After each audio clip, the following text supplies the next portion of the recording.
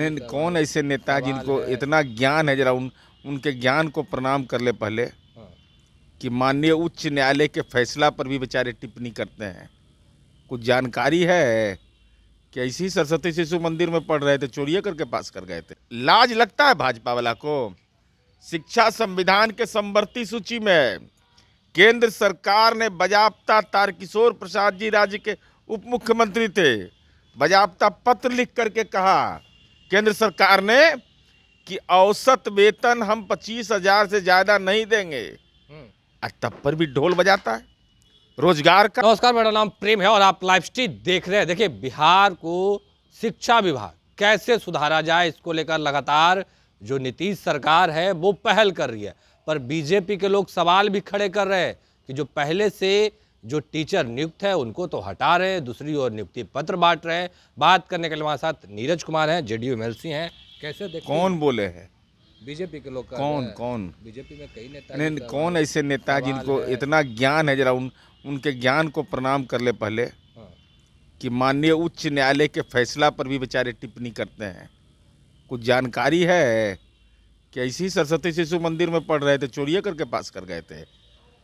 भाई, बीएड प्रशिक्षित शिक्षकों को सरकार ने नियुक्त किया, जो छत्तीसगढ़ सहित विभिन्न राज्यों में कार्यरत हैं। माननीय उच्च न्यायालय पटना ने हस्तक्षेप किया, सरकार ने मजबूती के साथ रखा कि देश के विभिन्न राज्यों में बीएड प्रशिक्षित शिक्षक प्राइमरी विद्यालय में काम कर रहे हैं। लेकिन माननीय उच्च न्यायालय ने फैसला दिया, तो अब सरकार उस पर विचार कर रही है न्यायिक आदेश पर कि हम माननीय सर्वोच्च न्यायालय जाएं। क्या इसका वैकल्पिक रास्ता होगा? ये सरकार के अधिकार क्षेत्र में। तो भारतीय जनता पार्टी को तो यह बताना चाहिए ना कि शिक्षा का अधिकार कानून उल्लंघन है, कानून बना हुआ है। तो पिछड़ा वर्ग और अति पिछड़ा वर्ग का आपने छात्रवृत्ति क्यों बंद कर दिया? सवर्ण से आपको घृणा क्यों है? आप कक्षा 1 से 8 तक आप छात्रवृत्ति देते क्यों नहीं है? जगजीवन राम छात्रावास योजना क्यों बंद कर दिया आपने? मैं उदाहरण स्वरूप बता रहा हूँ। शिक्षा के अधिकार का सीधा उल्लंघन है। और यह भी तय कर दिया आपने, शिक्षकों की संख्या तय कर दिया कि इससे ज्यादा अगर भर्ती करेंगे तो आप जानिए। और लाज लगता है भाजपा वाला को। शिक्षा संविधान के समवर्ती सूची में केंद्र सरकार ने बजाबता तारकिशोर प्रसाद जी राज्य के उप मुख्यमंत्री थे, बजाबता पत्र लिख करके कहा केंद्र सरकार ने कि औसत वेतन हम 25,000 से ज्यादा नहीं देंगे। तब पर भी ढोल बजाता है रोजगार का। 27 जुलाई 2022 को नहीं, तेजस्वी यादव जो वादा किए थे, नहीं, हम बता रहे रोजगार देंगे, दे दिए। मैं खुलासा कर रहा हूं बीजेपी का।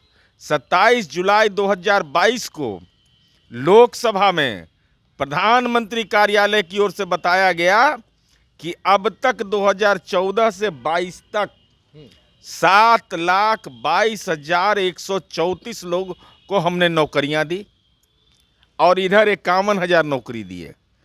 वो भी मेरे पास डेटा है। 51,000 में नौकरी प्रधानमंत्री बांट रहे हैं, नियुक्ति पत्र। मोदी जी के बारे में जानते हैं ना? 11 साल में इंटर के बाद बीए पास किए थे वो। 11 साल उनको बीए पास करने, इंटर पास किए 67 में, 11 साल के बाद वो बीए पास कर पाए। इतना भोथ विद्यार्थी अपने हैं। और पियून की नौकरी ये प्रधानमंत्री कार्यालय से बट रहा है, नियुक्ति पत्र। राइफलमैन बार्बर दाढ़ी बनाने वाला का, इसका नियुक्ति पत्र प्रधानमंत्री जी बांट रहे हैं। और अनुकंपा पर नियुक्ति, और कुल नियुक्ति कितना हुआ? 51,000। 51,000 में बिहार का कितना? 133। इतना तो वो पंचायत में हम नौकरी 2 पंचायत में देते हैं। बिहार का हिस्सा 133। आप लोग जो ऐलान किए थे गांधी मैदान से कि 10 लाख सरकारी नौकरी और 10 लाख रोजगार दे दिए। बिल्कुल दे ही देंगे, दे ही देंगे। एक झटका में 1,20,000 दिए। 4.25 महीना में ना, 21 साल हो गया इनको। मोदी जी का कितना दिन हो गया है? मोदी जी जो बोलेंगे सो नहीं करेंगे, बाकी सब काम करेंगे। अच्छा, चलिए, आप लोग एजुकेशन सिस्टम को सुधारने में लगे हुए हैं। के पाठक लगातार ऐसे ऐसे निर्णय लेते हैं कि सरकार की भी फजीहत होती है। आपके सहयोगी दल के लोग हैं जो बयान देते हैं। देखिए, के पाठक के कार्य को समग्रता में देखना चाहिए। अपवाद संवाद नहीं होता है। यह ठीक है कि के पाठक कुछ एक फैसले से हमारी भी असहमति है, बिल्कुल सैद्धांतिक असहमति है, लेकिन समग्रता में जब आप देखेंगे तो के पाठक के नेतृत्व में जब काम शुरू हुआ तो गांव-गांव में विद्यालय समय से खुलने लगे, बच्चों की उपस्थिति ज़्यादा होने लगी। यह बिहार की जनता भी कबूल कर रही है। और जो नेताजी लोग आलोचना करिएगा बाबा का, तो जरा गांव में स्कूल के समय चल जाइए और कहिए कि बड़ा गड़बड़ हो रहा है, तब पता चल जाएगा, बैरंग वापस जनता कर देगी। आप ही के सहयोगी दल के लोग तो सवाल खड़े कर रहे हैं वामपंथी दल के। नहीं, वामपंथी दल के लोग कुछ एक सवाल पर, कुछ एक बिंदु पर, मैंने कहा ना, मैं ऐसे सवालों पर, अब संजय जी का पेंशन का मामला है, हमारे जैसा व्यक्ति भी सहमत है कि गलत हुआ है, यह गलत है, यह जो गलत है सो गलत है, लेकिन समग्रता में देखिएगा तो उनका कार्य के पाठक का पॉजिटिव है। तो चलिए, जेडीयू एमएलसी नीरज कुमार को सुन रहे थे, क्या कुछ जवाब दिए आपने सुना है। बाकी की तमाम खबरों के लिए बने रहे लाइव स्ट्रीट के साथ। धन्यवाद।